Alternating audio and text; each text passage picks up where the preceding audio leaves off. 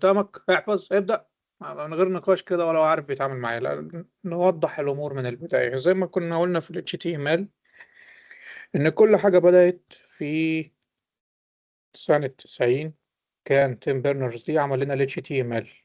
تمام كده. كنت بعت لكم بعد ده ساعتها اللينك الويكيبيديا تبعه. وإن قبل ما هو يعمل ال HTML كان إنك تقول لحد استخدم الإنترنت زي ما تكون رابطه وبتعذب فيه، لأنه كان لا يطاق يعني قبل ال HTML. هو كان السبب في وجود الويب سايت. قبليها كان اللي يعرف يتعامل مع الإنترنت الأكاديميين وكبار الأكاديميين في الجامعات الأمريكية، كان حكر عليهم. مفيش حد من العامة عارف يستخدمه ويتعامل معاه. تمام. لحد ما جه البطل ده وعمل لنا ال HTML وخلاص الإنترنت بقى للناس كلها، أي حد يعرف يستخدمه. بس قعدنا لحد سنة 94 الناس عمالة تنسق أكواد ال HTML جوه ال HTML نفسه، فالأكواد فظيعة وحجمها ضخم واللي بيتكتب كتير. فجه اللي هو مين هكون فيهم ليه اللي هو ده في الصورة قدامكم. وزي ما انت شايف هو شغال في الأوبرا براوزر. براوزر زي بريف كروم، هو هو براوزر مفيش ده. مفيش شير سكرين يا دكتور. يا نهار أبيض، يا نهار أبيض. ماشي، فين البرنامج؟ خلينا نبدأ. انتوا هتتصدموا لأن أنا عمال أكتب ومنطلق. طيب، ما فين؟ خدتش بالك غير لما بتقوله قدامك اهو. انا اقول لك زي ما انتوا شايفين ده تسلم يا باشا. والباقيين ما كانوش هياخدوا بالهم غير وانا بقفل المحاضره. يلا ماشي. سنه 94 عمل لنا ايه؟ هكون فيهم ليه عمل لنا السي اس اس. تمام كده، الكاسكيدنج ستايل شيت هو اللي قدامكم في الصوره ده. شغال دلوقتي في الاوبرا براوزر. تمام كده. ولما اتعملت بقى السي اس 94 سنة 94 خلاص بقى التنسيق بقى عملية سهلة. بقى هو راح فكر في فكرة إن إيه، يبقى عندنا صفحة يتكتب فيها بس كود HTML. تمام كده. ويبقى عندنا صفحة تانية يتكتب فيها CSS، ويتعمل رابط بين الصفحتين دول ونبقى ريحنا بعض كده خالص. ده صفحة فيها أكواد ودي صفحة فيها أكواد، ونعمل ربط بينهم بسطر بسيط في ال HTML وخلصنا. ففك عملية العقدة اللي كانت إيه، ان كل حاجه بتتكتب في صفحه ال HTML. تمام كده. طيب، بدايه جميله ونكمل. تعالى بقى ايه نبدا نشوف كود ال CSS بيتكتب ازاي. ما ينفعش اخدك واجري بيك على طول واقول لك بص واحد اتنين تلاته، ما ينفعش. تعال نشوف البدايه. ال CSS اللي هو فكر فيه ليه ثلاث طرق هنقولهم وبعدين نقول هي الصيغه بتاعته بتتكتب ازاي. اول حاجه، عندك ثلاث طرق لكتابه كود تنسيق.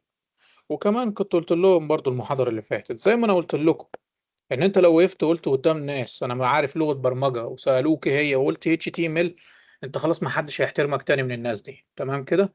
وكله هيعمل لك بلوك. عارف المصيبة بقى انك تيجي تقول لهم انا عارف CSS، ساعتها هيضربوك. تمام. هنا العملية بس مش فقدان احترام، لا هتتضرب. تمام كده.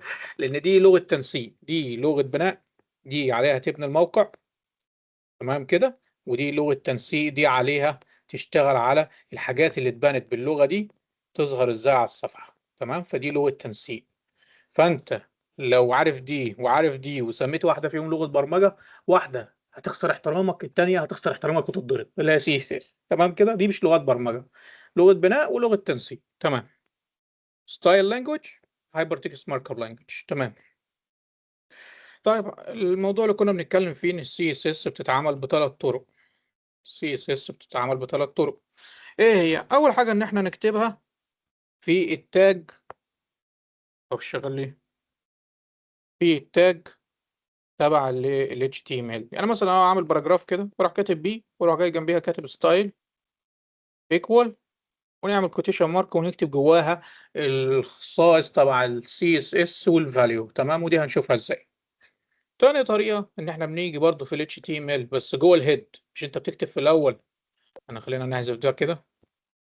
هي مش احنا بنيجي في الاول نكتب HTML، بعدين نبدأ نكتب الهيد وتيجي جوه الهيد وتعمل تاج جديد اسمه ستايل. تمام كده.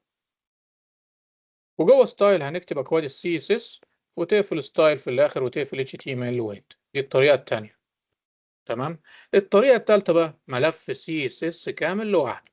تمام كده. ملف نديله اي اسم دوت سي اس اس، فايل كامل يعني زي فايل ال HTML. يعني أول طريقتين جوه ال HTML والتالتة فايل لوحدها. بالظبط كده، بالظبط. تمام. ودي ده الملف ده هنروح نربطه في ملف HTML بسطر واحد بس هناك وشكرا. السطر ايه هنشوفه برضه لما نيجي لل HTML. تمام. بعد ما عرفنا الثلاث طرق تعال نشوف بقى حاجات ال CSS نفسها بتتكتب ازاي. انا كنت بعت لكم صوره للبروبرتيز. البروبرتيز دي لما نيجي نكتبها خلينا نقول ان احنا عندنا كود بسيط، وافرض معايا الكود ان احنا كاتبينه من اول بادي. تمام. يعني افرض ان ال HTML والهيد مكتوبه فوق، بس انا دلوقتي هكتب من عند البادي. تمام كده. خلينا نشوف الكود البسيط ده. وعندي مثلا هنا باراجراف، ومثلا خلينا نكتب المادة TT 284. تمام. وفي الباراجراف دلوقتي احنا خلينا عايزين نشتغل على البي دي، عايزين كلمة TT 284 تظهر مثلا باللون الأحمر. بتعملها ازاي بالسي اس اس؟ السي اس اس عندك ثلاث قطع: السلكتور، تمام كده، تروح فاتح الكيرلي بريسز ده كده، وتكتب البروبرتيز خصائص،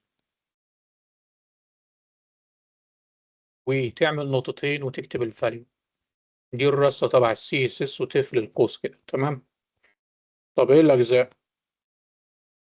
السلكتور هو حرف البي ده، تروح واخده كاتبه مكان السلكتور. هنيجي هنا نروح كاتبين بي، تمام كده، اللي هي باراجراف. طب كويس. تفتح الكيرلي بريسز. احنا قلنا عايزين نعمل ايه؟ عايزين TT 284 دي تظهر لونها ريد احمر. فدي بروبرتي اسمها ايه؟ كولر. اروح كاتب كولر واعمل نقطتين. فاليو القيمه بقى، راح ممكن اكتب ريد. تمام كده. ونروح قافلين.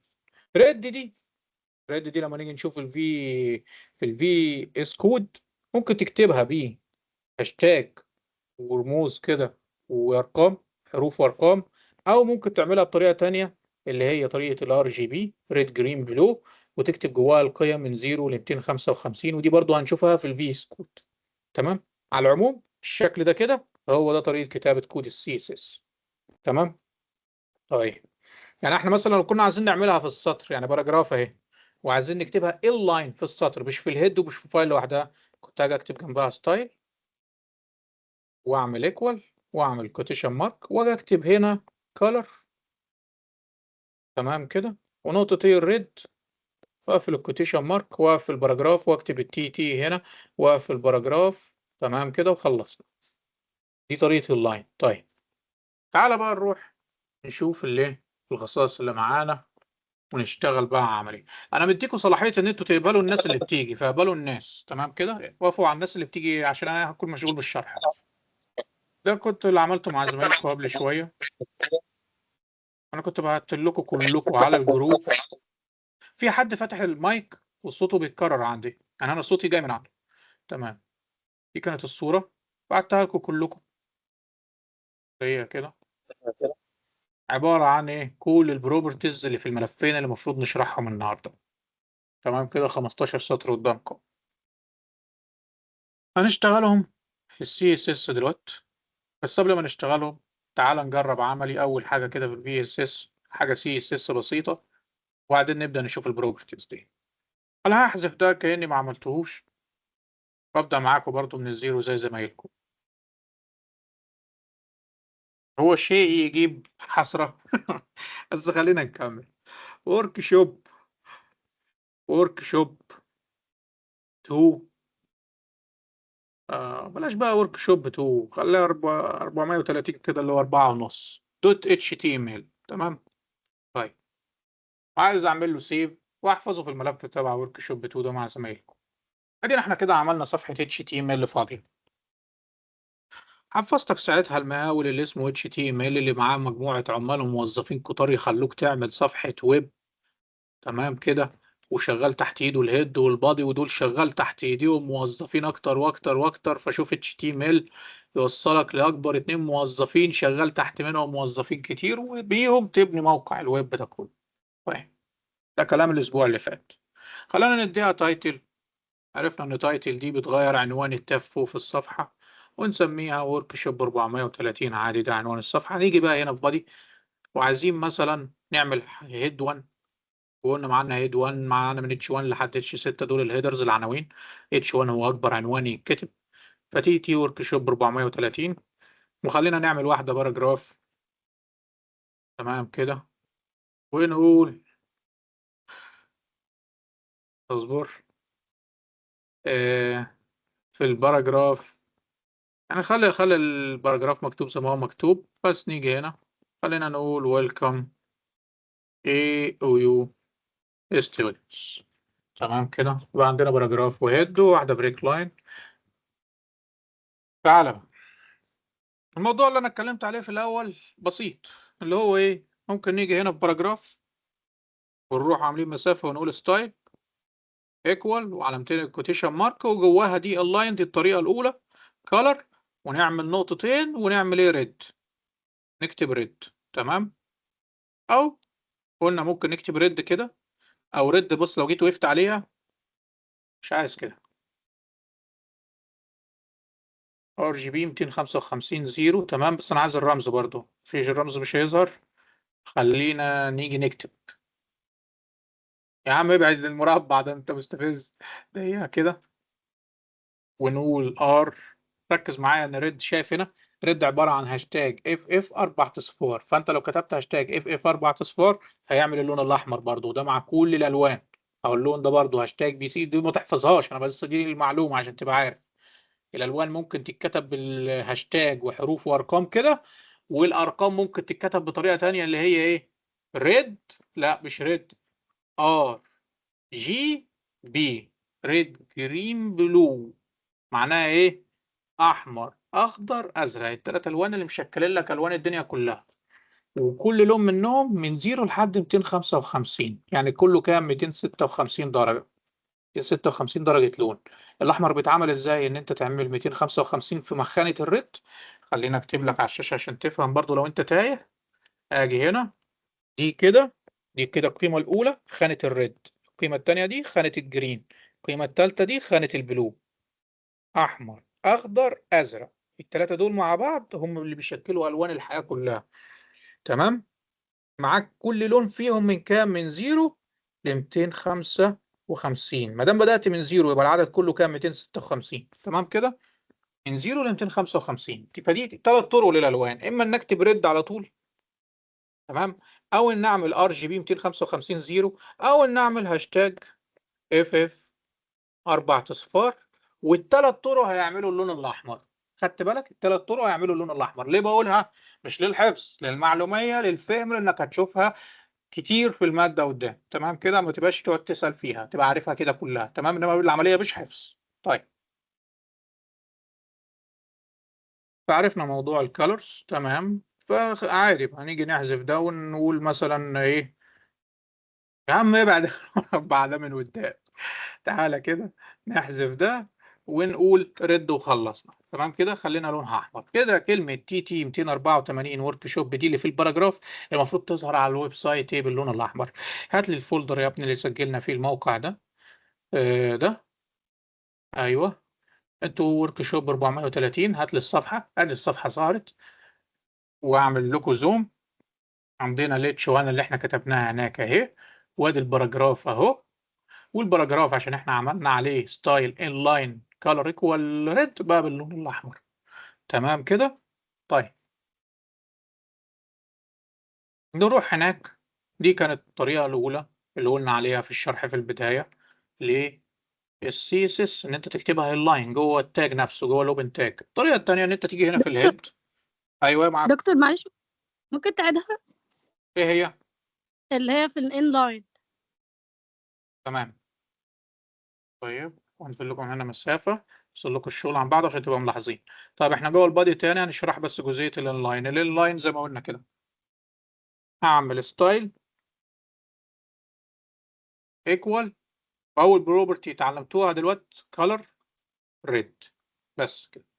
دي جوه اللاين. تمام. سيمي كولون دي لو هنعمل حاجات تانية، خصائص تانية، بس خلاص دي اول خاصيه تتعلموها. الخاصيه هنا اسمها كولر. تمام. والسلكتور هنا هو البي، والفاليو هنا هي قيمه ريد. تمام كده، ده جوه السطر. طيب عايزين نعملها بقى في الهيد، دي الطريقة التانية. تعالى نشتغل في الهيد. الهيد ده اهي، وكل اللي علمته لك فيها لحد دلوقتي التايتل. قلت لك ان هي ميتا داتا، داتا باوت داتا، فهنكتب دلوقتي جواها حاجة عبارة عن داتا ليها علاقة بحاجة اهو، اللي هي ايه؟ صفحة ال HTML اللي تحت. كتبنا ستايل، ستايل بتكتب ستايل، ستايل. تمام. ده الموظف اللي لو كتبته ينفع تشتغل جواه كأنك عامل ملف CSS خاص. طيب ما قلنا بنكتب ايه؟ بنكتب السلكتور. مين السلكتور؟ احنا هنشتغل على بي باراجراف، يبقى السلكتور حرف البي. فاجي هنا اقول بي، ده كده السلكتور. افتح الكيرلي بريسز، اعمل مسافه. هنعمل له ايه؟ هنعدل له بس اللون، البروبرتي كلر. احنا لحد دلوقتي دي بس البروبرتي اللي اتعلمناها، هنخلصهم كلهم النهارده ان شاء الله. طيب كلر، ونعمل ريد. تمام كده، او هاشتاج اف 4 اصفار، او RGB 25500. تمام. نروح نشوف الموقع، نفس الحاجه، ريلود. ما غيرناش، عايزين تخليها مثلا هنا بلو. تمام كده، بلو. ابص البلو هاشتاج 4 اصفار اف. تمام. خلصنا البلو، تعالى هنا، ادي باراجراف بقت لونها ازرق. تمام، دي الطريقه الثانيه. طيب خلصنا الطريقه الثانيه، تعالى بقى للطريقه الثالثه، وهي دي اللي انت هتستخدمها اصلا لما تيجي تعمل التيم ايه، ويسالك عليها برضو في الميد والفاينل. الطريقه الثانيه ان احنا هنيجي نعمل بقى ملف. الطريقه الثالثه دي الاخيره، نيو فايل، ونسميه نسميه باسمه ستايل 4.5، عشان في ملف ستايل معمول، ستايل 430 ل 4.5 يعني دوت CSS.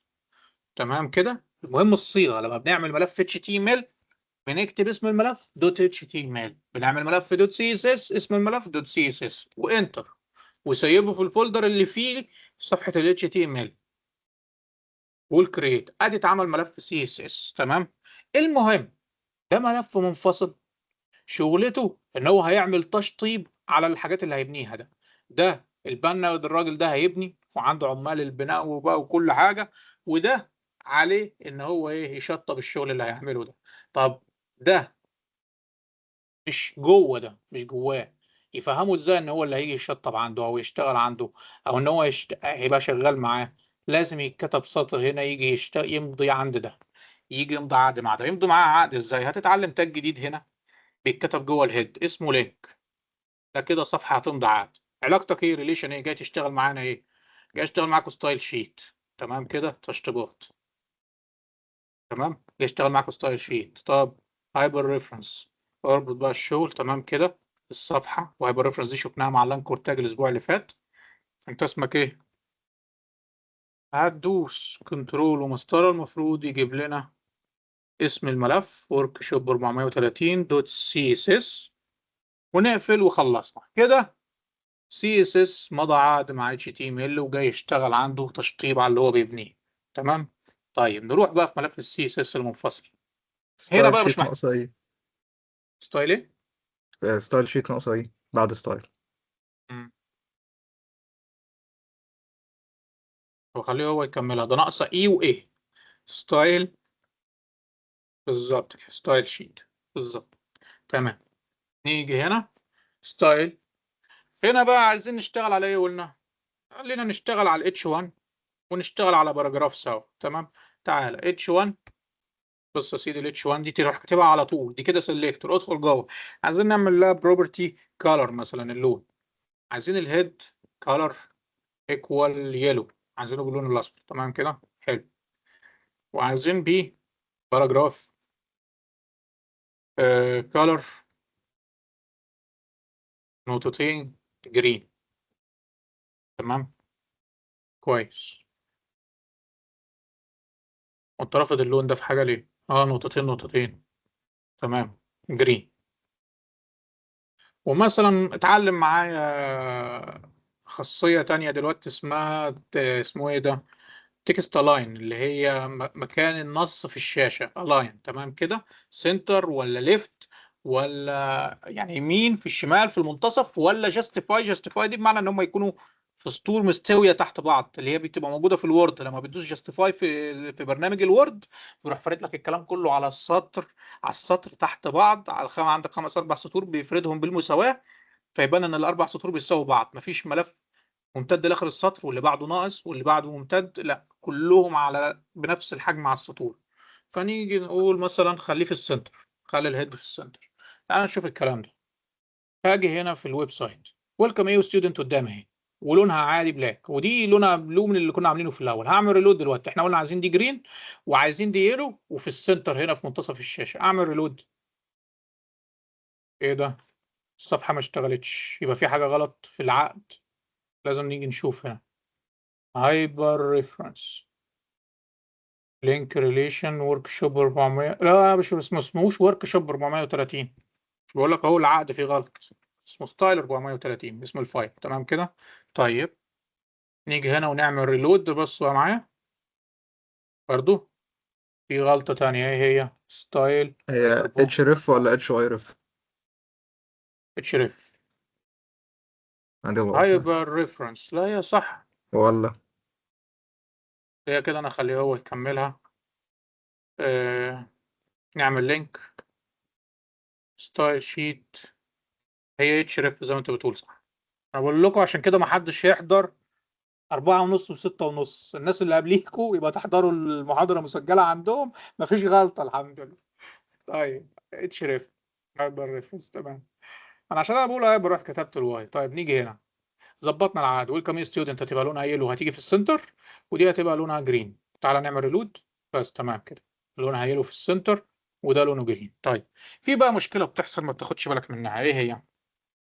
ان ده كله شغل سهل. يعني ده بالشغل. لكن احنا لما بنيجي نشتغل في مشاريع ويب كبيرة، البي اللي انت بتتكلم عليها الباراجراف هيبقى في 1000 بي، 10000 بي، 10000 باراجراف. والاتش 1 جايز يكون في اكتر من اتش 1 في البروجكت. تمام كده. فانت لما بتروح صفحه السي اس اس وتكتب لي اتش 1 وتكتب لي بي في السي اس اس وتعمل كده وتشتغل عليها، كل اتش 1 في البروجكت وكل باراجراف في البروجكت هيتاثر بالكلام اللي هنا. ودي كارثه ما ينفعش. تمام. بمعنى ايه؟ خلينا نيجي نشرحها عملي. اللي هو تعالى هنا معايا على الكود.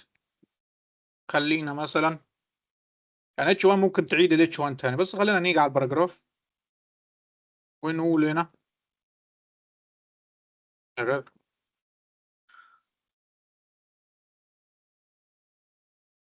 ثواني كده.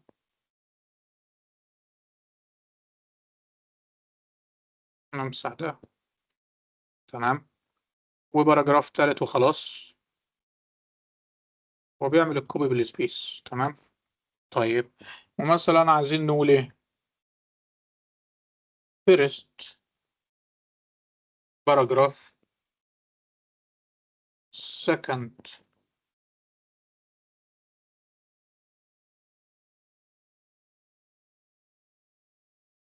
بالظبط كده يا عم انا بقول باراجراف يعني. باراجراف. تمام. وهنا ثيرد باراجراف، ثالث باراجراف.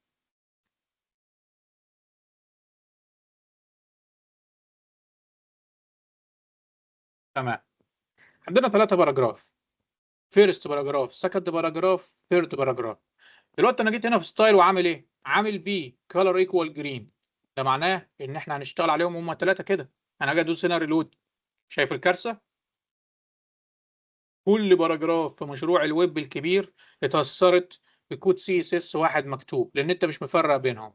التفرقة دي بقى تتعمل ازاي؟ بثلاث طرق هعلمك منهم اتنين، لان التالتة ايه؟ فظيعة. كده بتتكتب بكتابة مستفزة. فهنيجي نعلمك الطريقتين السهلين. هما مفيش غير طريقة منهم عليك في المادة، والطريقتين عادي تمشي بيهم. ايه هما؟ ان انت تيجي تكتب المشهورة اللي هي كلاس، تيجي تستخدم عدة الشغل اللي اسمها كلاس، وتسمي ده مثلا اي اسم. خلينا اسميه بي 1 بس. شكرا.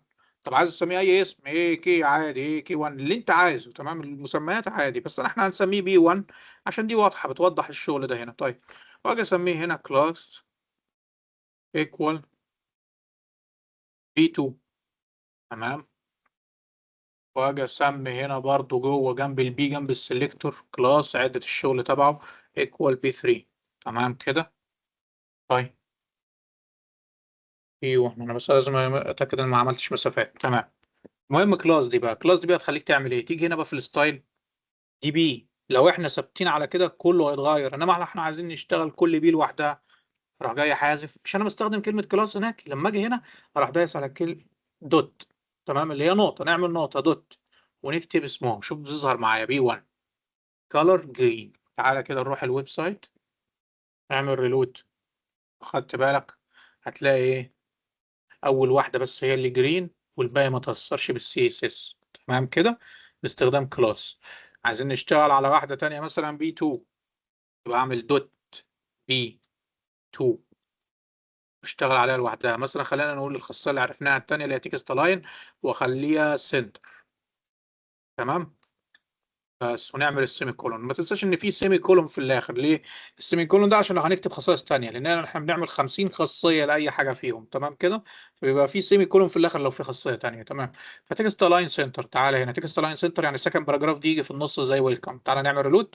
بس طبق عليها لوحدها.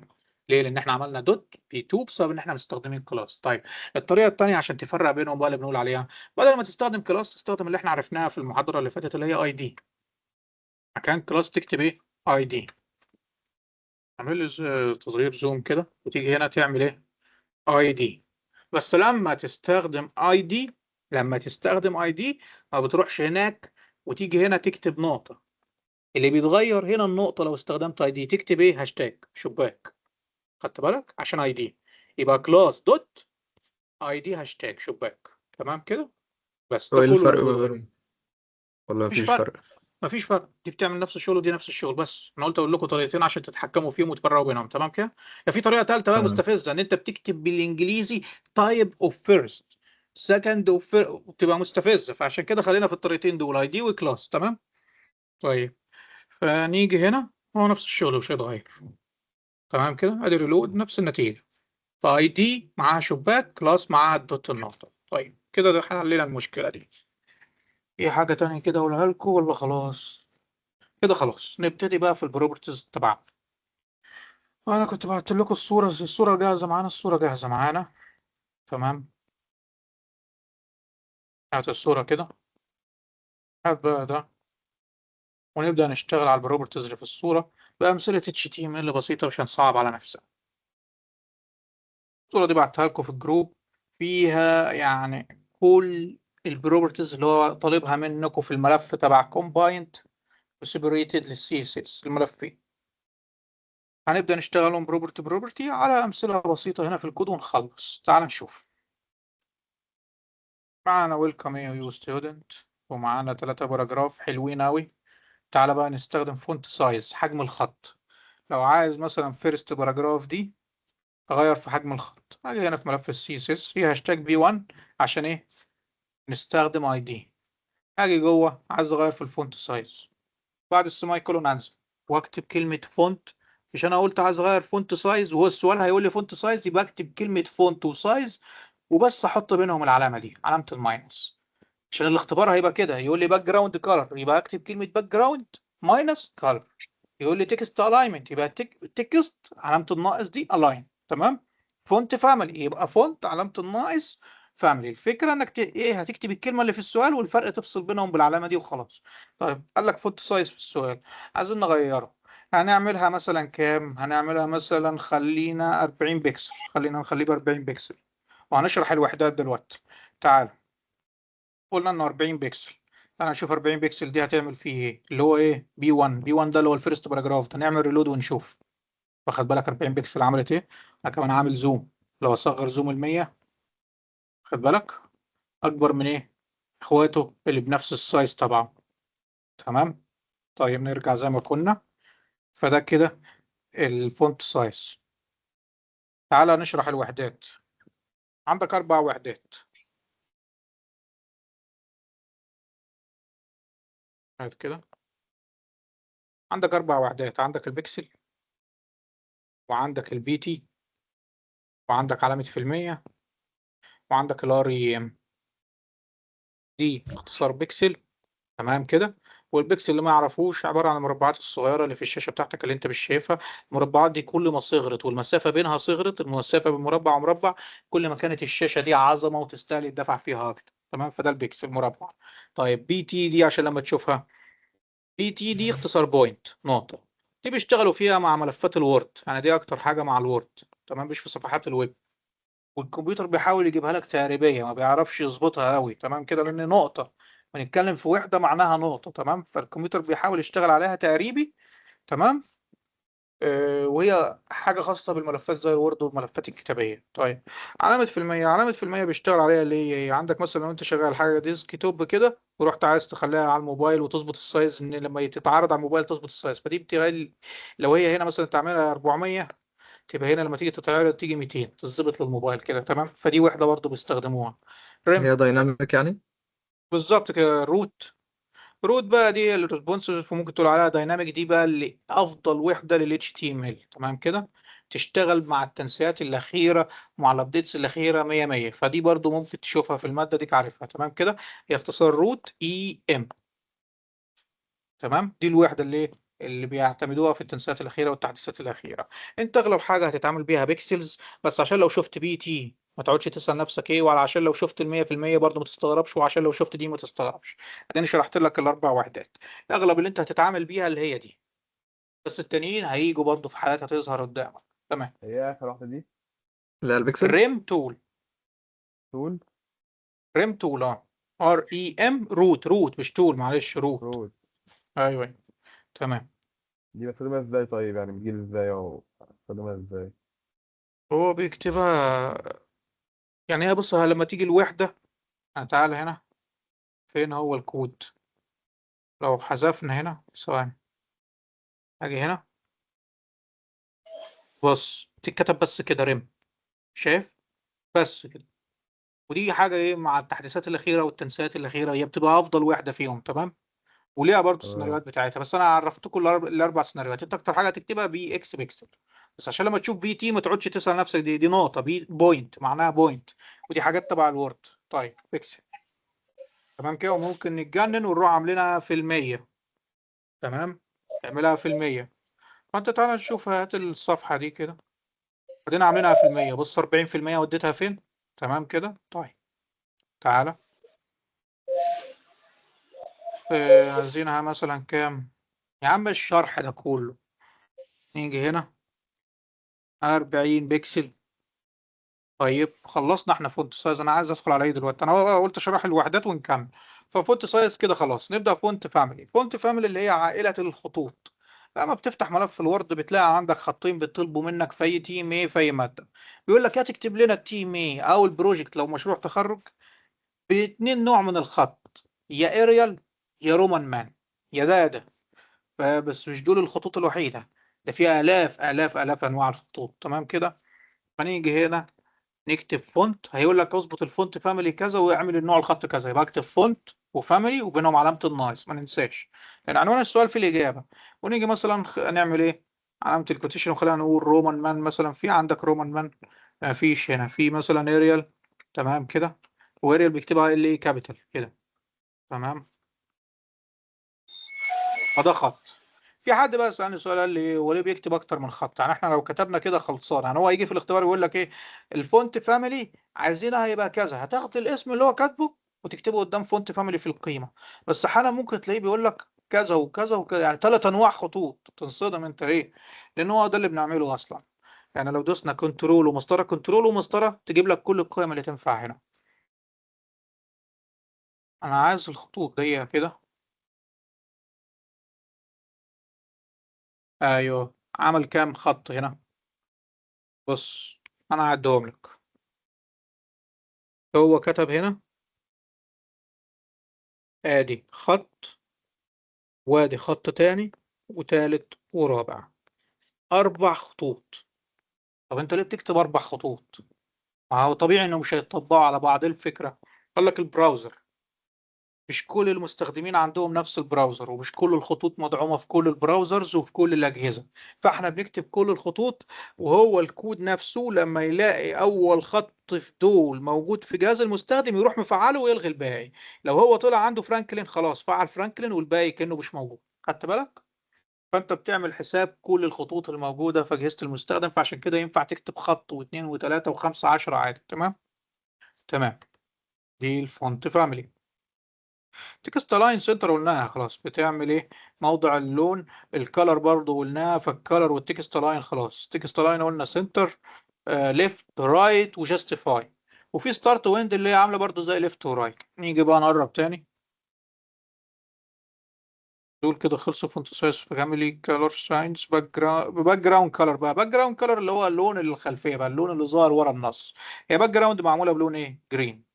الباراجراف ده معمول بلون جرين، يبقى جايب له لون يكون معمول وراه يخلي اللون الاخضر يكون ظاهر. فاجي اقول باك جراوند، وقلنا ما دام باك جراوند كلر يبقى هنفصل بينهم علامه الناقص وخلصنا من عنوان السؤال. طيب باك جراوند كلر، عايزين نفكر في لون يناسب ده.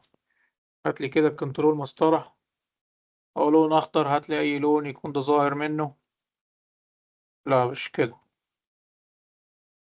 الحاجات دي تمشي تمام كده. طيب في المسافه دي ما ننساش الفاصله المنقوطه دي، ما ننساهاش. طيب نيجي هنا ونعمل ريلود، هلاقي فيرست باراجراف اتعملت وليها باك جراوند كلر، الكلر اللي وراها تمام كده، والبيكسلز اللي احنا عاملينه، والالاين التكست لاين سنتر اللي احنا عاملينه، والخطوط اللي احنا عملناها اختار خط واحد منهم ولغى الباقي. تمام، فكل ده منطبع عليها من كود السي اس اس. طب كويس، نيجي نكمل. باك جراوند كلر خلاص، نيجي بقى لموضوع المارجن والبادنج. عندنا موضوعين كلمتين لازم تعرفهم وتعرف الفرق بينهم. حتى انا بلاش اشرحهم هنا، خلينا اشرحهم في الكلمة هنا. فين هي دي؟ بص، انزل ده هنا عشان تعرف الفرق بين مارجنج وبادنج، وهات لي المربع ده كده. تمام، ونيجي هنا نقول ايه؟ مارجن وبادنج. لما اجي اشتغل على بادنج، بادنج بتتكلم الكلمة اللي جوه دي وحواف الصندوق اللي هي محبوس فيها. تمام كده، مسافة بينها وبين اطراف الصندوق اللي هي محبوسة جواه. خدت بالك؟ اللي هو هنا كده، وهنا، وهنا، وهنا، وهنا. انما لما اجي اتكلم على مارجن، هي بتتكلم مع علاقتها بدي اللي هي يو ستودنت اللي فوق، والسكند باراجراف، واطراف الصفحه. الصفحه دي ليها بوردر خفي هنا كده، البيج الويب سايت نفسه في كده بوردر هنا مرسومه كده، احنا مش شايفينها، اللي هي حواف الصفحه. فدي مارجن. يبقى مارجن علاقتها مع ما خارج الصندوق، تمام كده. بادنج علاقتها مع اللي جوه الصندوق، تمام كده، اللي هي محبوسه فيه. فتعال نشوف الفرق بينهم، وليها كل واحده منهم ليها 3 طرق تستخدمها بيه. تعال نطبق عملي بس عشان تفهم في الأول معنى الكلمة. فعايزين نيجي نشتغل، يعني اشتغلنا على بي 1 بما فيه الكفاية. خلينا برضو نكمل معاها، أو بقول لك هات لي الخصائص دي كده، هات لي الخصائص دي كده، وتكست لاين سنتر. تمام، هات لي دول كده، ونيجي هنا مكان دول متشكرين. ودي بعد ما انت ظبطتها خلينا نديها color، مثلا ايه color ده وبس. تعال نشتغل على بي 2 second paragraph بس. تمام، عشان نجيب المسافة بينه وبين ده وبين ده بالمارجن. تمام، طيب تعال نشتغل بالمارجن والبادنج. يلا هاجي جوه هنا واكمل ده تاني، دي بروبرتي عادي، واقول مارجن ايكوال. ممكن اجي اقول ايه؟ رقم واحد بس، واقول 100 بكسل. خدت بالك؟ ال 100 بكسل دي هي قيمة الأربع اتجاهات. تمام، لأن أنت لما نيجي نكتب هيبقى عندنا 4 أنواع للمارجن. بص الاتجاهات بنمشي كده. فيرست توب، أول حاجة توب لفوق، تاني حاجة رايت لليمين، تالت حاجة بوتوم لتحت، رابع حاجة ليفت للشمال. بنمشي كده، تمام، الاتجاهات كده.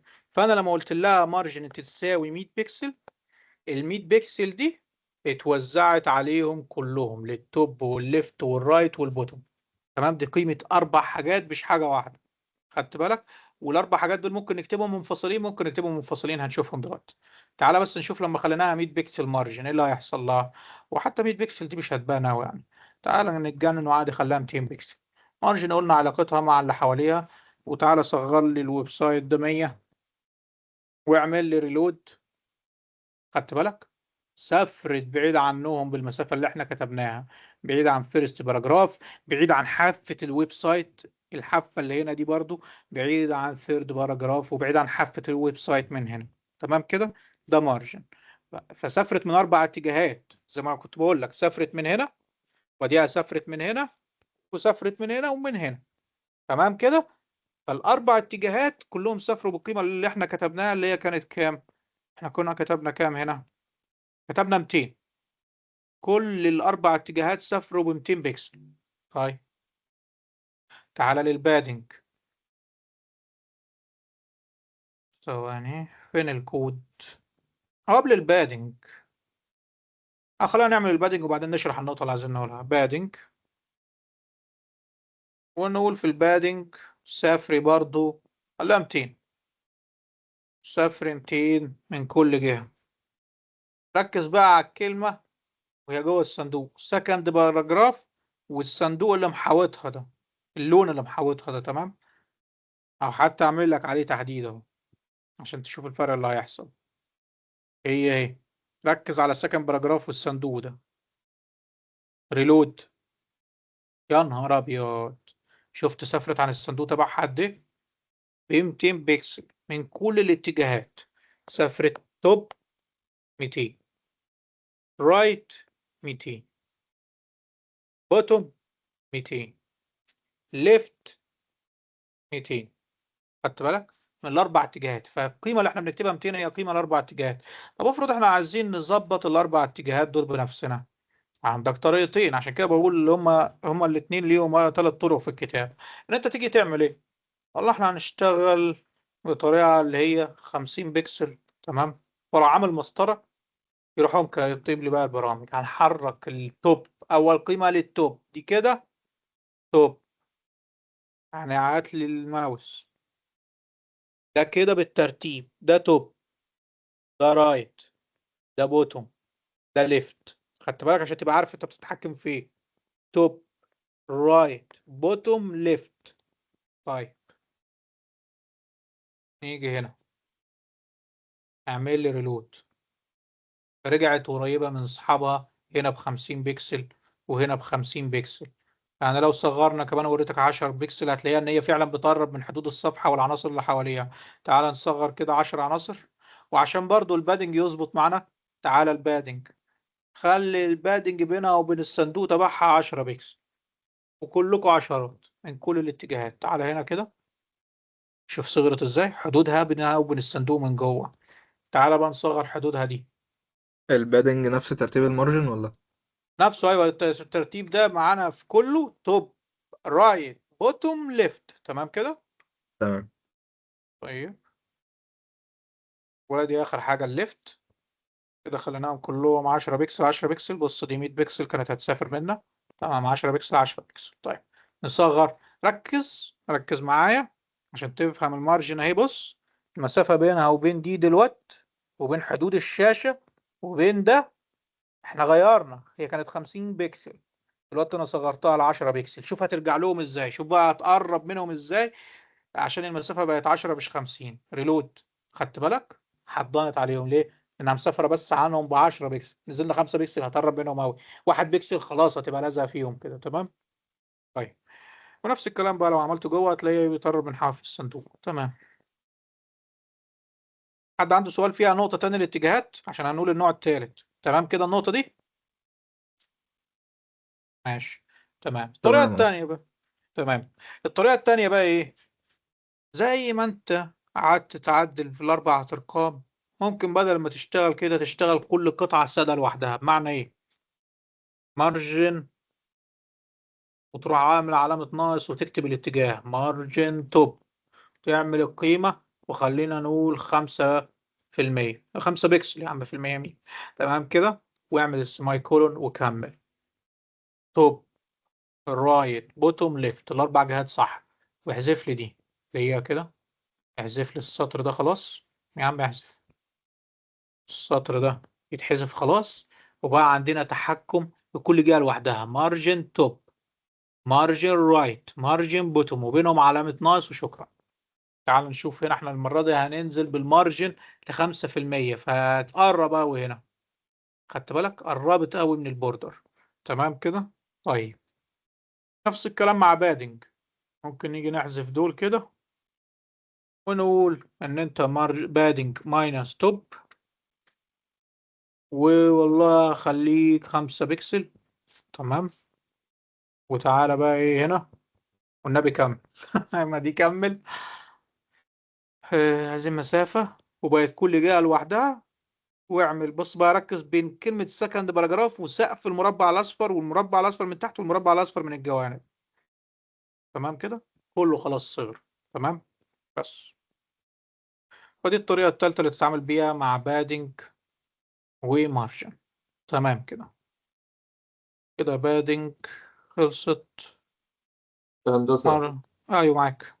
يعني هو بادنج ده اللي بيبعد عن الفونت الفوق أو مثلا الحاجة الداخلية، أما المارجنينج ده اللي هو بيكون على الأجناب أو على الظهرات بالظبط بالظبط. مارجن. بص خلينا نعمل مربع. دي حواف صفحة الويب سايت. تمام. مارجن انا الكلمة وقرب منه بالمربع بتاعي، بالمربع ده كله. تمام. المربع اللي انا فيه انا والمربع ده ودي ودي ودي والاتجاه ده برضو والحافة اللي تحت دي برضو. خدت بالك انا والحاجات الخارجية دي مارجن. انما بادنج انا والمسافة اللي فوقي دي في المربع اللي انا محبوسة فيه والمربع ده وكده وكده. تمام. تمام. بس كده. طيب يعني كده هندسة المارجن دي اللي هي الزوايا يعتبر، والبادنج اللي هي اللي فوق الصندوق هو الكلام بص، نفسه. هي الكلمة محبوسة في صندوق. الكلمة في المارجن هي والحاجات اللي بره الصندوق. الكلمة في بادنج هي والحاجات اللي جوه الصندوق. تمام كده.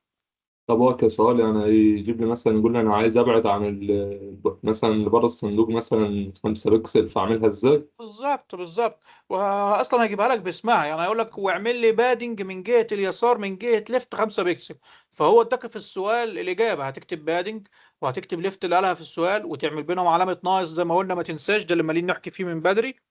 هتعمل علامة ماينس بينهم، وبعد ما تعمل علامة ماينس النقطتين و5 بكسل القيمة اللي هو مديها لك وخلاص. تمام. وهي دي الطريقة الثالثة دي بنستخدمها مش عشان نكتبهم الأربعة، يعني بيكون عندنا بروجكت كبير بنستخدم واحدة منهم أو اتنين عشان نظبط المسافة من اتجاه معين، يعني مش بنكتب الأربع حاجات دول. ده في المشاريع الكبيرة يعني. طيب نكمل. الصورة خلصنا فيها إيه؟ مارجن بالأربع اتجاهات خلصت. بادنج بالأربع اتجاهات خلصت. وكل اللي فوق دول خلصوا لحد هنا. باقي معانا مين؟ بوردر وبوردر ويدز وستايل بوردر كولر والاربع اتجاهات للبوردر.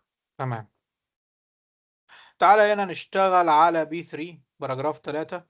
وعشان ما تنسوش كلاس مني هاجي اسمي الباراجراف 3 بكلاس مش باي دي، واروح اناديه هناك بالنقطة عشان تبقوا فاكرين حوار كلاس واي دي. ونيجي هنا في ستايل، لما بتكتب اي دي بتيجي تعمل هاشتاج واسم السلكتور، لما تعمل كلاس دوت واسم السلكتور. فنيجي هنا بعد السلكتور ده الروبوت بتاعته ننزل ونعمل دوت بي 3. بص هو جاب بي 3 على طول عشان هو عامل عقد مع الملف هناك وشايف مين هناك بكلاس ومين باي دي. وننزل بي 3 هعمل مثلا عليها ايه البوردر، هنحبسها في بوردر. تمام كده. وبرضه مش عايز اسبق الاحداث يعني بلاش الجري ده. احبسها في بوردر، والبوردر ده قلنا له ان انت 1 بيكسل. تمام كده انت 1 بيكسل. واللون تبعك سوليد بلاك، ممكن تغير لون البوردر. تعال نبص على صفحة الويب سايت عشان نشوفها لازم نقرب منه. تمام. ثيرد باراجراف دي واقف لوحده، حبسته انا في بوردر. تعال نعمل ريلود ونشوف البوردر ده. ادي البوردر ظهر، والبوردر الخط خفيف، عايز تتخن الخط شوية هنرفع. لو اتجننت وعملت 5 بكسل بص المنظر، المنظر مش هيكون لطيف هنا، شايف؟ تمام كده. طيب فهي 1 بكسل كويس. تمام. في بقى ايه نوع البوردر ده؟ هو هنا خط متصل على طول، فانت ممكن تيجي تتحكم في بوردر ستايل. بوردر ستايل فين؟ اهو. وتقول له ان انا عندك 3 انواع في الملفين اللي جايين اللي جوه الكود، بتدوس على كنترول مسطره عشان يجيب لك القيم. جاب لك داشت ودوتت وكمان ودبل، دي ال3 انواع اللي معاكم في الملف. فخليني مثلا اختار داشت. داشت يعني خط متقطع، اللي هو ايه؟ اللي هو بص، خط وقف خط وقف خط وقف خط وقف، تمام كده. فتعالى نشوف كده هيترسم معانا ازاي. هاجي هنا ريلود، بقى ايه؟ خط متقطع لو انت شايف كده، تمام. طيب ده داشت. النوع التاني ايه؟ دوتت. دوتت اللي هو ايه؟ منقط بقى، يبقى نقطة وتقف، نقطة وتقف، تمام كده. يرسم نقطة ويقف، نقطة ويقف، نقطة ويقف، فده دوتت. تعال نشوف النتيجة كده. ريلود، زي ما انت شايف منقط ومسافات بينها. طيب آخر واحدة القيمة اللي معانا هنا، زي ما انت شايف في قيم كتيرة، بس هو ايه؟ ينفع نجيب أكتر من قيمة، فدي داش دي وتوتت. تعال نحذفهم. آخر واحدة دبل. دبل دي بقى اللي انت ايه؟ عملت كده خطين، بقت البوردر تبعه معمول من خطين، تمام كده. تو لاينز. عايزين زوم أكتر من كده، اهي تو لاينز، تمام. يعني مثلا بيعمل الخط كده، يبقى ماشي بخطين وينزل بيهم كده، تمام. فماشي بتو لاينز. طيب فده داشت. الجنان بقى اللي يجننك، اللي يجننك ان شفت كده، مش دي دبل، وفي كده داشت، وفي كده دوتت، ويبقوا ال3 مكتوبين. البوردر ده يا باشا هيبقى خط متقطع وخط منقط ودبل، بس في فكرة. هو طلع ابن الذين فيها فكرة ان هو بيمشي باتجاه. تعال بص، وعايز اعلمك اتجاهات. اعمل ريلود، هتلاقي ان من فوق عملوا داشت، من الجوانب عملوا دوتت، تحت البوتوم عملوا خطين. معنى كده ان هو ماشي بترتيبي هنا. فين هنا توب الداش؟ سايدز وبوتوم. بالظبط كده، مشي توب والدوت رايت والدبل بوتوم. معنى كده ان احنا لو زودنا نوع تاني هنا هيبقى جهة الليفت. فالاتجاهات ثابتة معانا اهي، خدت بالك؟ توب رايت بوتوم ليفت. احفظ ترتيب الاتجاهات ده ماشية كده، تمام. فدي شفتها في سؤال، عشان كده قلت ايه اكتبها لكم. تمام. النوع التالت ايه؟ فين الصورة؟ بوردر ويدز وبوردر ستايل وبوردر كولر، لون بقى اللي البوردر ده. ممكن نيجي نقول بروبرتي كمان، بوردر كولر هي فين اهي. بوردر وماينس وكولر. وتعالى يا عم ما نصعبهاش على نفسنا ونقول جرين، اخضر. الكلمة نفسها كاتبينها بلون؟ لا بس تمام. نيجي نشوف هنا، هتلاقي البوردر الجنان ده بقى ليه كولر ايه؟ جرين، بقى لونه اخضر، تمام. نيجي بقى للاتجاهات.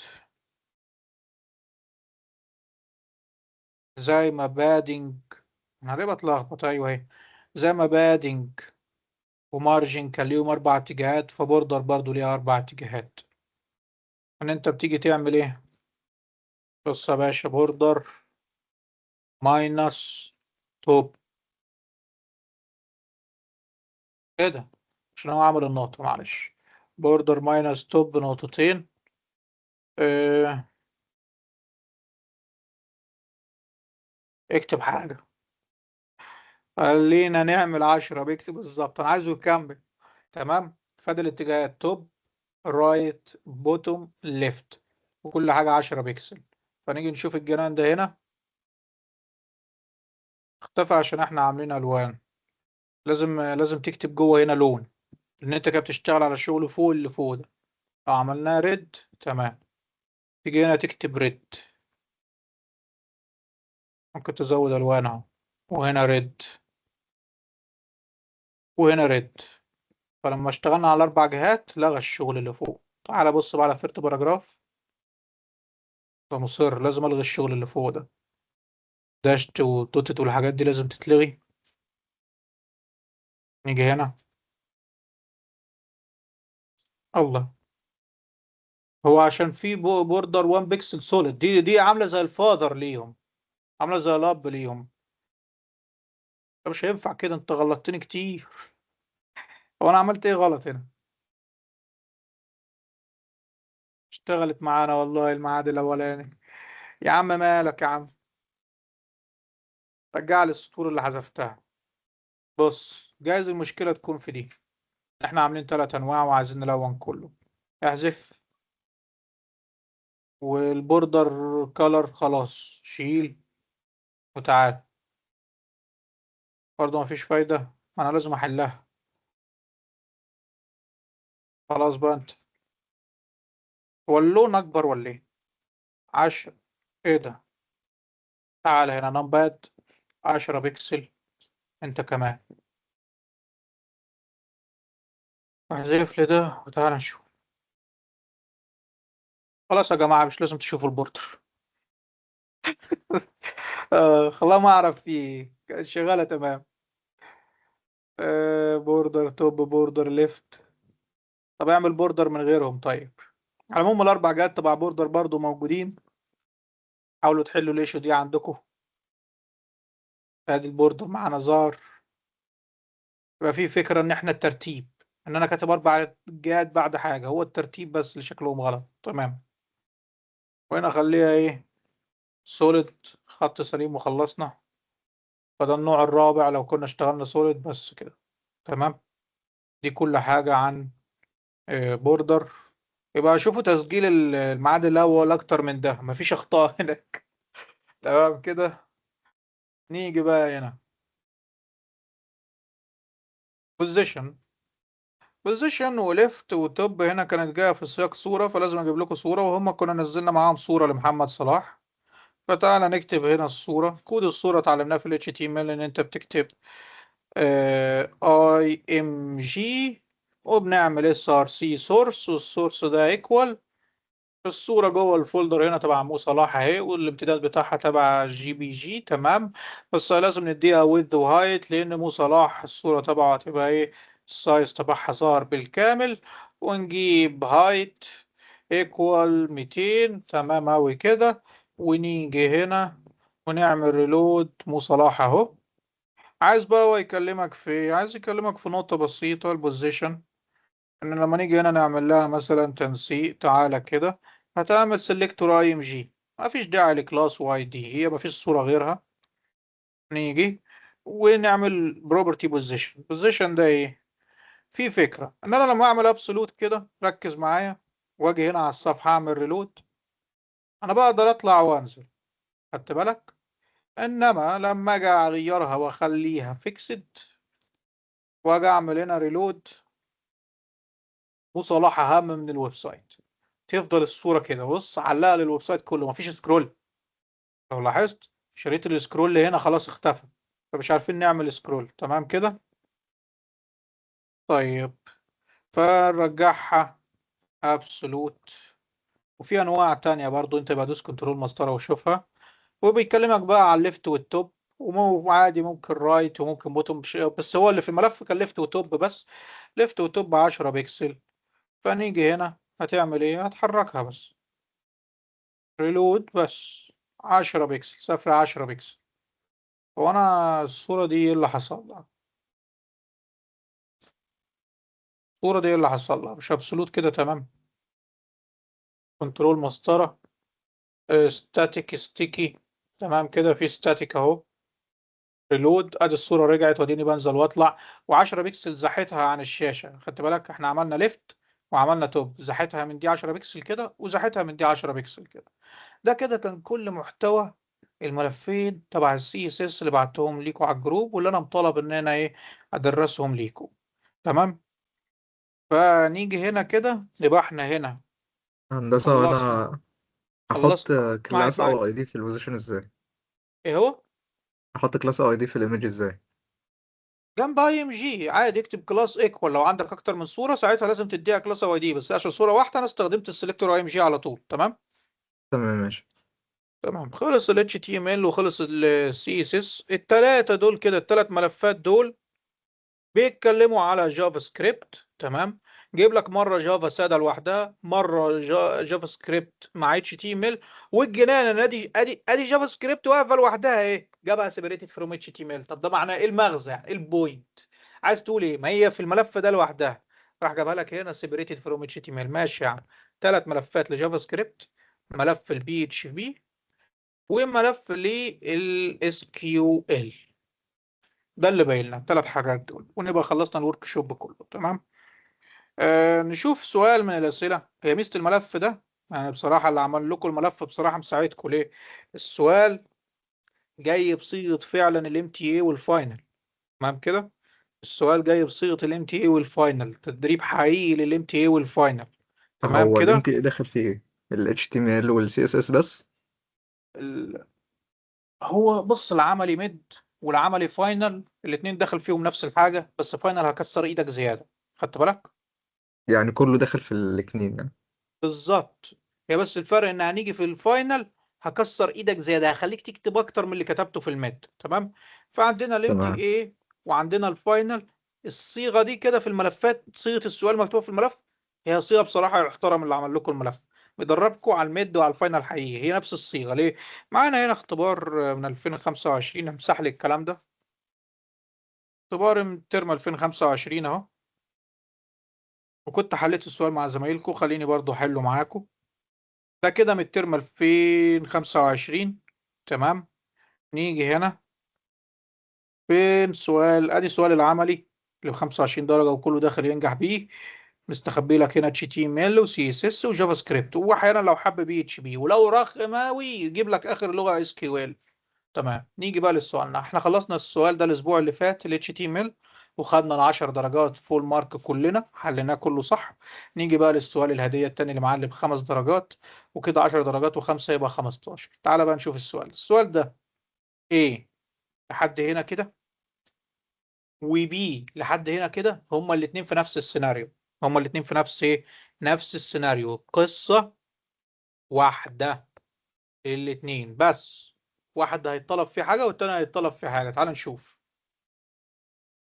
السي اس اس انا بيقول لك رايت سي اس اس كود، هتكتب كود سي اس اس. خلاص تمام.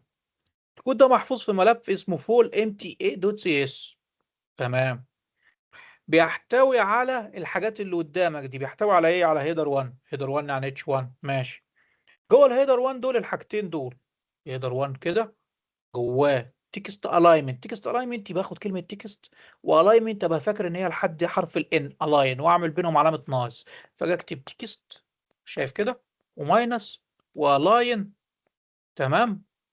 والفاليو عايز كام؟ سنتر. سنتر انت كمان مديني القيمه سنتر. هدي كده. تمام. سنتر. بس ما اقفلش عشان لسه ده في حاجتين. ايه التانية؟ وباك جراوند كلر. باك جراوند يبقى كلمة باك جراوند وكلمة كلر وبينهم ماينس. تمام. باك وكلر وبينهم ماينس نقطتين. عايزه ايه؟ يلو. مديك القيمة اهو، يلو ال واقفل. السؤال ده خلص. عايز ايه تاني؟ عايز ايمج، صورة ايمج، يبقى السلكتور تبعها اي ام جي. تمام. ممكن بقى لو جيت اتك عليك في السؤال واقول لك ان ايمج دي ليها كلاس اسمه كذا، ولا هيدر دي اسمها ليها كلاس اسمها كذا، يبقى ساعتها مستنيك تستدعيها بالدوت ولا حاجه زي كده. تمام. طيب ايمج، وافتح القوس. الايمج دي البوردر ويدز. بوردر ويدز يعني اكتب بي بوردر واعمل ماينس واكتب دبليو الويدز واعمل نقطتين واكتب 10 بكسل. هو ما دام ما قالش وحده، ما دام ما قالش وحده جنب ال10 فهي بكسل الافتراضي. تمام. واعمل سيمي كولون. ما تنسوش السيمي كولون، انا نسيت هنا سيمي كولون وهنا كده سيمي كولون. طيب. ونعمل السيمي كولون. عايز تاني بوردر ستايل. بوردر ستايل يعني اكتب كلمه بوردر كامله وماينس وستايل الاس واعمل نقطتين. عايزها ايه؟ سوليد، اروح كاتب سوليد واعمل السيمي كولون ما انساش واقفل القوس. كده ده كده خلصناه وخدنا ال2.5 درجه، ان هو كله ب5 درجات. نيجي هنا بقى للتاني. التاني بيتكلم في نفس قصه اللي فوق، بس مش ده. قال لي اكتب سي اس اس. المعلم ده هيخليني اكتب اتش تي ام ال. بس ابقى فاكر حاجه، مش احنا قلنا لما يبقى في صفحه اتش تي ام ال ولما يبقى في صفحة CSS لازم يكون في عقد بينهم؟ يعني لازم ده يروح لده بعقد، والعقد ده كان بالتاج لينك، يبقى لازم تفتكر ان ده يتكتب في اول الصفحة. لو نسيت دي راحت درجتها، الذكاء فيها. لازم سي اس اس يروح يتعاقد عند اتش تي ام ال بالتاج لينك. تمام. وهو هيديك في التفاصيل في السؤال، هيقول لك هتكتب اتش تي ام ال كود. ماشي. ال اتش تي ام ال كود ده محفوظ في الفول دوت اتش تي ام ال. تمام. وهيتعرض بالمحتويات تبع السي اس اس دي following formatting CSS in the full empty CSS file اللي هو في السؤال اللي فوق اللي احنا خلصناه ده. تمام. عايزك تعمل لي الويلكم دي ال HTML والايمج دي. فتعالى هعمل لك السؤال ده. تعالى نعمل لك السؤال ده كله بالعملي. احنا خلاص خلصناه اصلا. انا اعتقد ان انت كلاما كده بقيت فاهم السؤال بيخلص ازاي. هنيجي هنا. فين هو هو ده. هنيجي في صفحة ال HTML. اول حاجة وانا بكتب الكود في الورقة هكتب له HTML. هكتب له هيد. تمام. وانا بكتب له هيد قال لي بقول لك ايه، الملف HTML ده متعاقد معاه CSS عشان يعمل له التشطيبات. هيعمل له التشطيبات يبقى لينك. يبقى ما اقفلش هيد، افتكر ان في لينك هنا، لو نسيتها راحت درجتها. ريليشن ستايل شيت، العلاقه ان هو جاي تشطيبات ستايل شيت. اسم الملف ايه، فول ام تي اي دوت سي اس اس. هو عارفها عشان انا كنت كاتبها لزمايلكم المره اللي فاتت. تمام. ننزل ونيجي هنا. قال لك انا عايز الايمج. الايمج دي اسمها ايه، بيقول لك هنا لوجو دوت بي ان جي. والهيدر 1 ويلكم تي تي 284 ستودنت. يبقى نيجي نعمل واحده هيدر وواحده ام جي. اجي هنا اتش 1. تمام. ويلكم تي تي 284 ستودنت. ننزل هنا ونقول له ايمج سورس لوجو دوت بي ان جي. زي ما بقول لك هو حافظها عشان كتبتها لزمايلكم. تمام. بس كتبنا السطرين دول وكتبنا لينك ريليشن شيب واسم الملف اللي هو قاله. خدنا درجة السؤال التاني ده كمان. وكده تبقى قفلت ايه، تبقى قفلت ايه، ان انت خدت الاتنين ونص هنا. ما تبصش على قلم. الاتنين ونص تبع دي والاتنين ونص تبع دي، كده الخمس درجات كلهم معاك. وهنا العشر درجات كلهم معاك. ادي كده 15 درجة مستريح معاك في الاختبار اللي وانا كده هو لسه من شكل 30. وانا كده شكل الكود ده من الاول شكله كله. صغير صغير هو، بس كل المطلوب منك، انت قصدك الصفحة دي اصلا عموما. وريني شكلها ايوه كلها. اه. تمام تمام. تمام. حد تاني عنده سؤال؟ احنا خلاص خلصنا كده، واللي عايز يخرج يخرج واللي عايز يسأل ما يسألش وشكرا. كده قدامكم. آه. شكرا يا هندسة. العب العب. وده كود السي اس اس. اه. تمام. كده خلاص انتوا خلصتوا السي اس اس كلكم كده جاهزين للكويز يوم الخميس. مجموعة يوم الأربعاء برضو عشان ما حدش يفكر إن يوم الأربعاء في حاجة جديدة. الأربعاء برضو اللي هما 8:30 هنعيد لهم نفس الكلام ده. هندسة هو تمام. مفيش ميعاد أونلاين في الورك شوب؟ انا النهارده ده اونلاين وبالعافيه وموافق الدكتور عيد عشان بس كان في ظرف خاص وانا قلت لازم اخلصه لكم عشان اليوم الكويز ده. يعني ده بس استثناء. ما رافضين خالص الاونلاين. هو الكود ده عباره عن ايه يا هندسه؟ اتش تي ام ال وسي اس اس هيسالك في الاثنين اسئله عملي، فانت تدرب بالملفات اللي انا باعتها. يعني أنا الملفات دي كفايه. انا بعت لكم الملفات اللي هم باعتينها اهي. بعت لكم الاتش تي ام ال ده معاكم في الجروب. وده وده والاسئله فيهم جايه بصيغه الامتحانات، فهو لو هيجيب حاجه من دول. تمام. تمام. تمام. طب والتي ام ايه وصلوا الحل ولا لسه؟ هو لسه ما ظهرش على الموقع صح؟ لا لسه مظهرش. هم يبقى هم لسه في جدال والنقاش حوالين اذا القاعات هتكفيكوا ولا لا. لو القاعات اتضح انها هتكفيكوا هيبقى في الجامعه. مش هتكفيكوا الفايل جاهز هينزل في اي لحظه. هو طب كده كده الفايل موجود. ولو هو في الجامعة هيبقى الأسئلة يعني عبارة عن هيبقى اسهل ليه؟ لان هو هيختبرك على برنامج زي ده. استحاله يعني يجي يقول لك نوت، هيجي يختبرك على برنامج زي ده. تمام. وهتروح كاتب بقى بالزرار التاب زي ما انا جاي بعمل كده. هنا هو اروح جاي مثلا عايز اعمل باراجراف اكتب بس بيه. هو بقى يكمل لي اللي احنا عايزين نعمله اهو. بص زرار تاب واحد عمل اكواد كامله. بس انا لو بكتب الحاجه المطلوبه مني في الجامعه هو يعني الفي كود ده هيفهم السيناريو اللي انا عايز اعمله كله. وهنبقى قاعدين شغالين بزرار التاب وهيخلص بسرعه وهيبقى اسهل من اللي في البيت بكتير. حاجه اسهل من اللي بيتعمل في البيت بكتير. انا في البيت برضه عامل على برنامج فرقت يعني. لا لا لا، اللي في البيت ده على برنامج وبتسهر فيه ايام لحد التسليم، حتى ليله التسليم بتبقى علشان في بتعدل البيت فيه. هتاخد شهر بقى عشان تخلصها. بالظبط، اللي في البيت ده شغلانه اصلا. تمام. تمام. يعني الكويز يا دكتور مش هيكون MCQ؟ هو انا ما اعرفش دي هتبقى اول مره يعمل كويز عملي، ممكن يسيب لكم سبيس كده ويقول لك اكتب الاكواد فيها، تمام، وتكتبوا الاكواد كده وتعمل سيف. ممكن يجيب الاكواد محطوطه جاهزه ويسال عليها اسئله وتبقى محطوطه اختيارات، او تبقى الاجابه كلها حاجه بسيطه محطوطه في MCQ بس. تمام. فانا هو هيعمل ايه ما اعرفش، ده هيبقى اول كويز عملي ليكم. كانش في ايه كويزات شكرا. في الماده دي قبل كده، دي اول مره تتعرضوا لحاجه زي كده. حد عنده سؤال تاني؟ احنا خلاص كده خلصنا. طب هو الميد ترم واي بيبقى نفس الاسئله دي بس بيختلف اللي بيطلبوا مني يعني مثلا الالوان الكلام ده بس بيبقى نفس الشكل يعني. ايه هو الميد ترم. الميد ترم هو نفس الحاجه، هو نفس اللي احنا عاملينها دلوقتي. انت لو شفت سؤال CSS في الميد ترم بتاع 2025، نفس الاسئله اللي هو حاططها لك في ملف CSS اللي احنا قاعدين نشرح منه، هي نفسها بالظبط. طب زي العسل. تمام. بس تمام. تمام. حد تاني عنده سؤال؟ خلاص كده، اي حد هيحضر 6:30 استحمل اللي جراله. يلا، السلام عليكم. سلام. عليكم السلام.